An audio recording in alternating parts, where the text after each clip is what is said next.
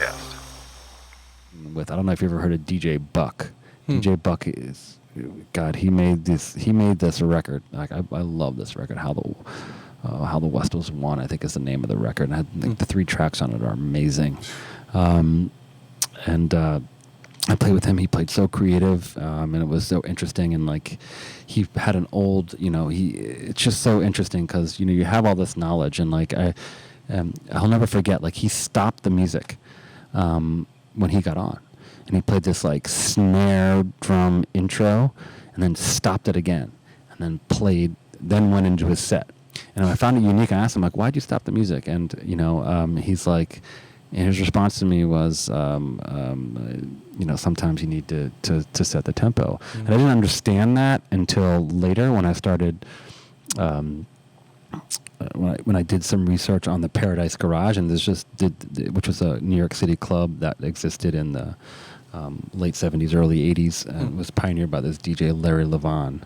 And he has, I understood it when I read a quote from him. Sometimes you need to end the sentence and start a new paragraph.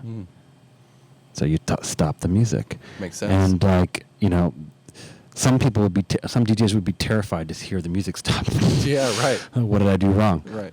But it's it's like a reset. I like it. I saw Lee Burridge do that once. Some DJ before him was playing way too energetic, and he just stopped it, clapped his hands for the DJ, and came into a deep track, and like, it like reset the room. Yeah.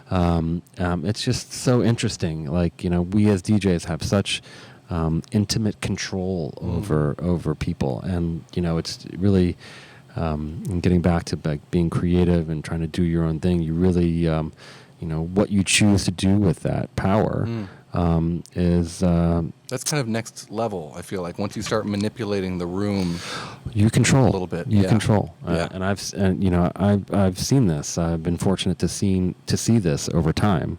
And that's why, again, how important it is to really be present in your DJ sets, present in regards to understanding what the room is doing, understanding what the crowd is doing, right, and understanding your ability is to manipulate them. Yeah. And I don't mean that in a bad way. I mean that in a way of you're not controlling anyone, but you're, in a sense, you technically are in regards to their experience. I kind of always roll that back to, again, being lucky to do this, and lucky to have the technical skill to kind of go in many different ways, and taking the faith that people put in me to put me in the situations that I am, and trying to deliver as best as possible. Right. You were telling me about a DJ that you saw play a while back that I think you said he shut the lights off completely. I think he stopped the music, and then he like slowly introduced things again. I think it was you telling me about this. It could have been. We've had lots of musical conversations here. Yeah, right, I've seen stuff like that. Absolutely seen stuff like that before. I've seen it. Shutting the lights down and stopping the music is like, whoa, like. Yeah, that's a reset, and again, kind of to the same point we're talking about right now, being able to just really kind of change energies, change moods. I've seen DJs do that. I mean, when some of these.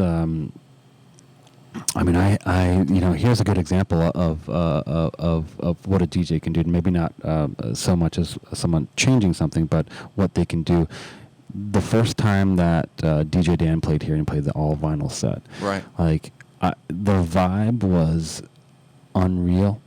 There were so many old school heads, so many younger heads that came, and like.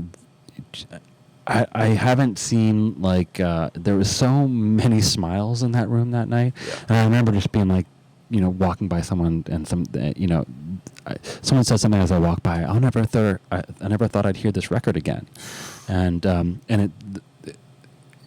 that's a simple statement, but that statement carries a lot of weight because he was playing a record, and that's a rarity in these days. Right. Yeah. And then, but if you looked at everyone's face, I mean, everyone was dancing. Everyone was smiling.